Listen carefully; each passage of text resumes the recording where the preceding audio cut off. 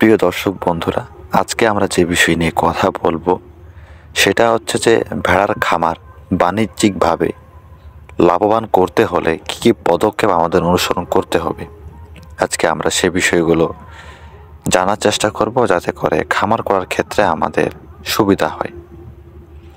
ভেড়ার খামারগুলো সরকারের প্রাণী সম্পদ অধিদপ্তরের রেজিস্ট্রেশন প্রাপ্ত হতে হবে। পরিবেশ সম্মত বাসস্থান তৈরি করা, মাচা পদ্ধতিতে ভেড়া পালন করতে হবে। প্রতিদিন সকালে ঘর থেকে বের করার পর ভেড়ার পায়খানা এবং প্রস্রাব ভালো করে পরিষ্কার করতে হবে। ভেড়ার বিষটা গর্ত করে তার মধ্যে পুঁতে কিছুদিন ফেলে রেখে জৈব সার উৎপাদন করে বিক্রি করা যেতে পারে। এটা থেকে নতুন একটা আয়ের উৎস খুলতে পারে।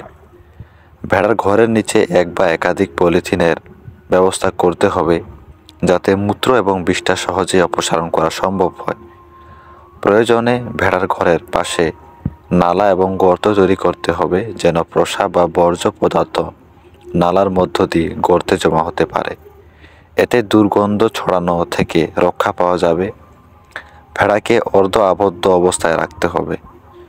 যখন ছেড়ে পালন করা হবে তখন খেয়াল রাখতে হবে যেন ভেড়া প্রতিবেশী শস্য বা ফসল বা চারা গাছের ক্ষতি না করে।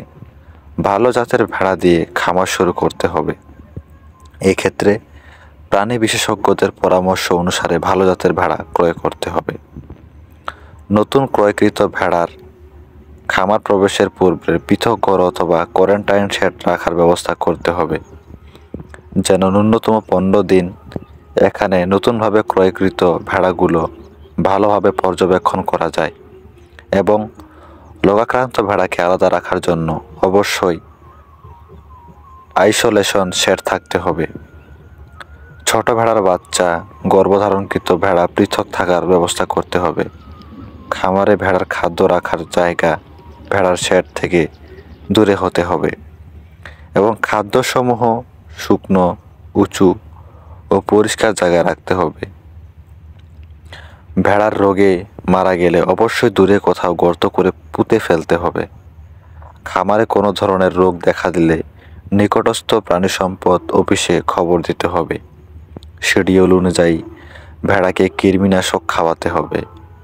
ভেড়া পালনের সম্ভাব্য উপকরণ ও সেবা প্রাপ্তির উৎস সম্পর্কে জ্ঞান থাকতে হবে, যেমন পশু খাদ্য, ওষুধ, টিকা, খামার যন্ত্রপাতি, আর্থিক ও কারিগরি সহযোগিতা, ঔষধ প্রদান ব্যবস্থাপত্র, সংরক্ষণ, ক্রয় ও বিক্রয় সংক্রান্ত তথ্য, খামার উৎপাদন সংক্রান্ত তথ্য যেমন বাচ্চা উৎপাদন ইত্যাদি বিষয়সমূহের যাবতীয় তথ্য সংরক্ষণ ব্যবস্থাপনা থাকতে হবে। দৈনন্দিন কাজের লিখিত চেকলিস্ট খামারে থাকতে হবে এবং তথ্য সংরক্ষণ করতে হবে। খামারে নিয়োজিত শ্রমিকদের প্রাণী কল্যাণের প্রতি ইতিবাচক মনোভাব থাকতে হবে। খামার শ্রমিকদের অবশ্যই পার্সোনাল হেলথ সম্পর্কে সচেতন হতে হবে এবং শ্রমিকদের টয়লেট ও পানি ব্যবস্থা খামার থেকে দূরে করতে হবে। ভেড়ার পরিচর্যা করে তারপর ভালোভাবে সাবান দিয়ে হাত ধুতে হবে।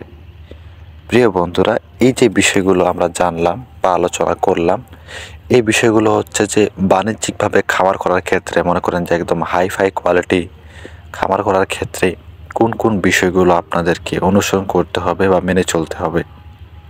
এখন দেখা যায় যে আমরা অনেকেই পরিচর্যা করার পরে সাবান দিয়ে হাত ধুই না, এমনি হাত ধুয়ে নিই, তারপর অন্যান্য কাজ করি, এতে রোগের বিস্তার লাভ করে।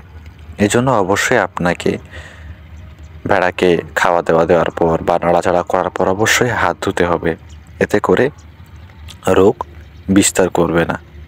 তারপর যেটা ড্রেন ব্যবস্থাপনা, তারপর ওষুধপাতি, চিকিৎসা, এগুলো অবশ্যই আপনাকে নিজেই করতে হবে। এবং যদি কোনো রকম সমস্যা হয় আশেপাশে ভেটেরিনারি ডাক্তার থাকে, তারপর পশু চিকিৎসক থাকে, সেখানে আমাদেরকে পরামর্শ নিতে হবে।